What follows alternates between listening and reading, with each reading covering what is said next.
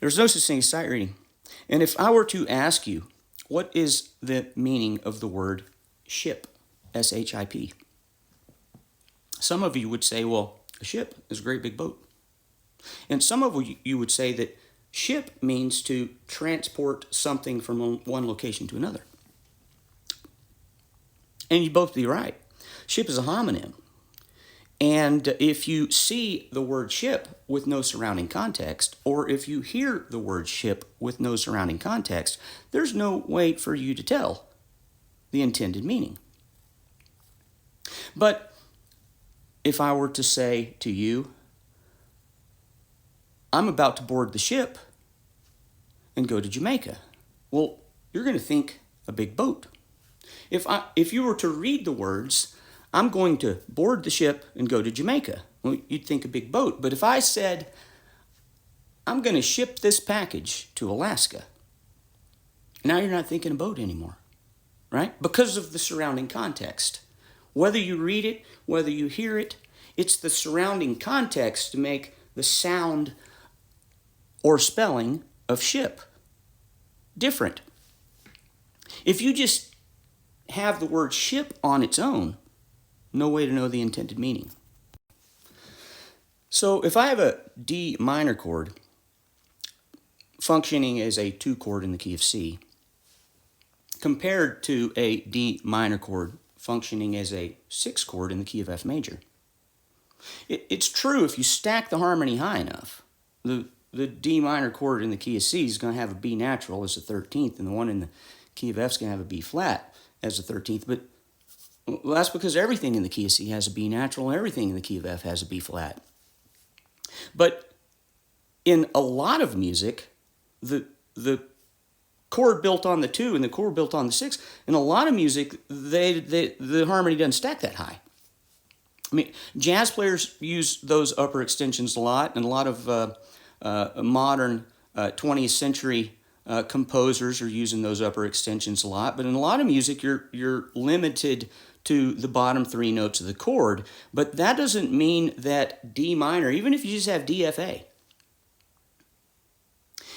that doesn't mean that even if you just have the bottom 3 notes of the chord, that the 2 chord in the key of C is not recognizable and different than the 6 chord in the key of F. Because if it's a 2 chord in the key of C, it's going to be surrounded, the context is going to be other material, other harmonic and melodic material that's consistent with the key of C. If I'm reading in the key of C and I run across a D minor chord, it's going to be surrounded by other key of C material. If I'm listening to music in the key of C and the D minor chord is played, a 2 chord in relation to the tonal center sounds different than a 6 chord in relation to the tonal center because of the surrounding context. Well, if I have the same D minor chord, even if it's just the bottom 3 notes, even if I don't have that upper extension, a D minor chord functioning as a 6 chord in the key of F is going to be surrounded by material in the key of F. The context is going to be key of F, both if I'm reading, visually I'm going to see this context, or if I'm listening. A 6 chord doesn't sound the same as a 2 chord.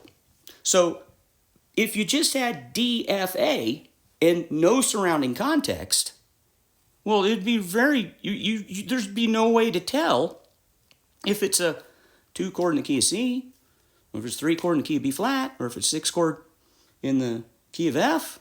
You know, it could be a 1 chord in the key of D minor. It could be lots of stuff. But based on the harmonies in practical literacy do not appear in a vacuum. They are not isolated. They're surrounded by other contexts. Everything should be read and heard contextually. Now, if I were to take that same D minor chord as a 2 chord in the key of C major and compare it to a 4 chord D minor in the key of A minor, now, even if you stack the chord all the way to the 13th, the spelling and the sound is the same if it's isolated. Now, some of you might say, well, it could be a harmonic minor. Well, yeah, but they don't usually use that G sharp on the minor 4 chord. When was the last time you saw a minor 7 sharp 11 chord. I mean, that's typically the 4 chord is going to come from the natural minor form. So in isolation, a D minor chord in the key of C major is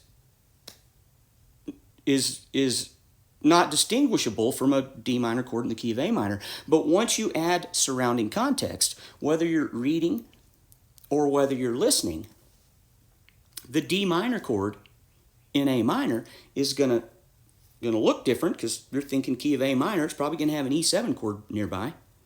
While if you have the same D minor chord in the key of C, it's going to look different. They're also going to sound different from each other because of their relation to the tonal center. So in music, whether you're reading or listening, same as any other language, all things are in context. My name's Mark Dooley. I've been a private music teacher for 36 years, focused on practical theory and music literacy. If you'd like to hear more, follow me. If you'd like lessons, contact me. If you can learn how to read words, you can learn how to read music.